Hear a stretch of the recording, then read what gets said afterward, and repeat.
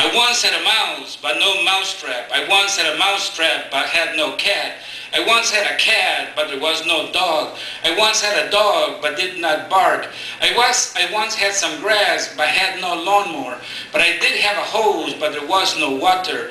I once knew something, but something was gone. I once wrote a song, but forgot the lyrics.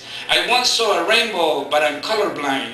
I once had a kiss, but not with my lips. But did have a dream, but it's now a blur. I once had two shoes, but they became a pair. I once fade to black. Oh.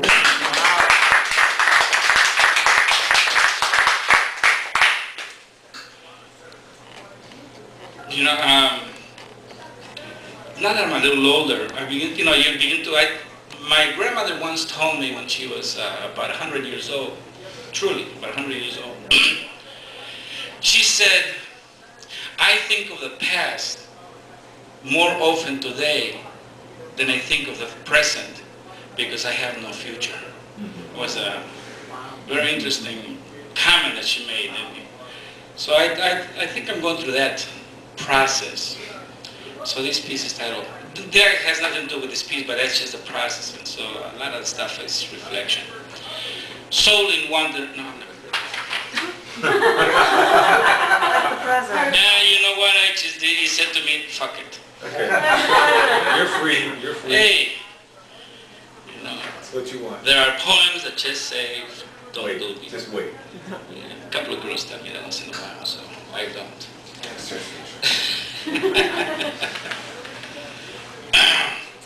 The Frog and Sam. I was sitting at a footstool, talking to a frog, sharing a Colombian red, feeling mighty good. There was no question of reality, because in this world I'm the only fool. But it was just a dream, tequilas galore, and the right-wing bitches kept screaming for more.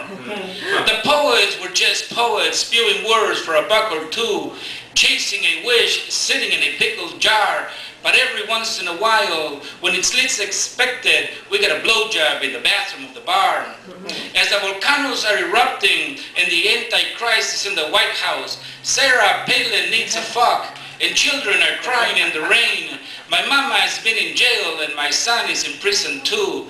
I'm living this fucking city in my Toyota pickup truck, and my dog Sam is driving because I'm a little fucked up. Now don't judge me wrong, because I am a pothead and a drunk, and my life's going straight to hell. So I step into a church and I begin to pray, because according to the History Channel, we're close to Judgment Day. So I beg Almighty God and I plead with Jesus Christ to have a little mercy, since my mind is full of rust. And I'm not thinking very well, because me and the Frog and Sam are in our second blunt. Jesus tells Peter to keep an eye on me, since he thinks my soul can be redeemed as long as I am on my knees. And don't cry for me, Argentina, and I really don't know what that means. But you all know I'm a little crazy and on the brink, and I wish I had some money, because I'd buy you all a drink. Amen.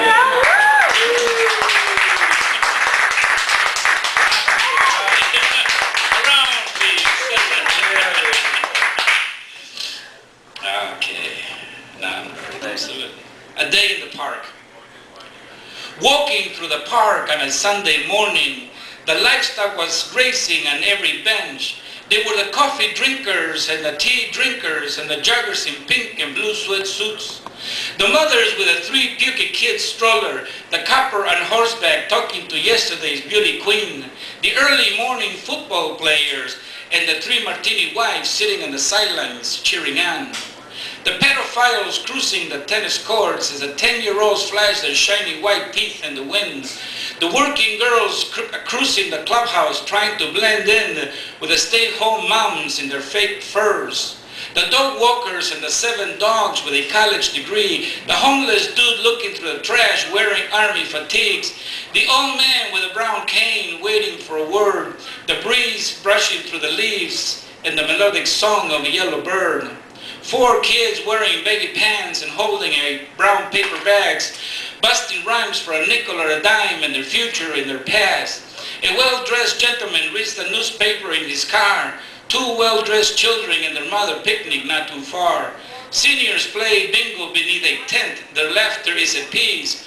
Others dance to the best they can to the sounds of Lawrence Welk. And their grillers on the hill fire up their charcoal and mesquite, drinking beers and compete with their aromas of recipes unique. But this tapestry is broken by the cry of sirens in the air, and everyone turns their heads as if a choreographed ballet. The squirrels stop and look, and the dogs howl like a Sunday choir, as all are gripped by curiosity and wonder who had died or was at fire. Some make the sign of the cross, and some laugh as others whisper, like a mist across the park. The gossip flows from mouth to ear. As it moves from place to place, each adds their certainty and theories, because they heard it from their uncle, brother to their mother, who's a saint. But by noon, the sun is high, the soul is thirsty, and the body hungry.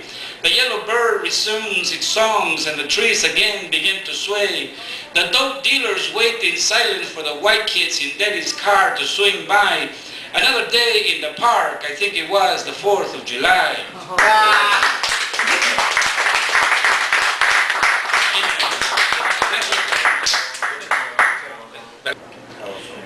Every once in a while, you know, you kind of, your mind talks to you, you know, that little voice in the head. So this was titled Circle of Light. The telephone kept ringing again and again.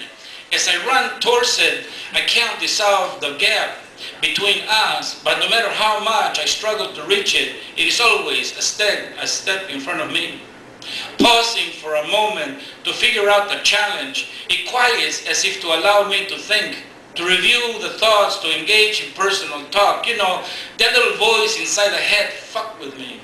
I look around me, and I'm bathed by a singular spotlight coming from the heights of somewhere up above. The ringing continues. Fucking phone, wasn't it? I got mine on silent. Fitting. I thought that was my phone. Shit. I look around and I am bathed by a singular spotlight coming from the heights of somewhere up above. The ringing continues, and although I can't see the phone, I know it's there, just within my reach. I feel its essence. Does a phone have an essence? Or are my fingers wishing it? Wishing so that the web of my mind does not collapse right there in the pile of goo in front of you. But there is no you, not even a me, I think. Is there a me? Yes, of course there's a me. I mean, I'm beneath or within this bright light coming from somewhere up above the above, near the clouds, maybe even close to the universe, but immediately below the Milky Way. There was a moment when I felt cold, or was it hot? No, really, what did I feel? Fear, joy, an emotion in motion. Like the first time I saw her in the garden, the sign said it was an Italian rose. I said, wow. And the fucking phone began to ring, and ring. And in precisely that split second, I lost my train of thought. In exactly that flash of surprise, I lost my place in line. I lost an instant of time. It was a paradigm, or was it a pair of dimes? Am I confused? I lose my balance and fall to the floor. It is soft like one of those Posture-Pedic bed commercials. Shit, I mean, holy shit. Is it an acid flashback, or is it just plain paranoia? Hear ye, we here to condemn a man. Fuck me, man, fuck me. I hold my head between my hands, trying to keep it from exploding into oblivion in a million pieces. Who the fuck is pulling the strings? And then ring as I scream at the top of my voice. There was a crack of thunder. I find myself within that circle of light in the fight of my life. I had left my demons on the loose. I lost control of my moral reality. But as I opened the window, a surge of fresh air swept in. As the lid to the coffin closed, an Italian rose was placed upon it. Thank you.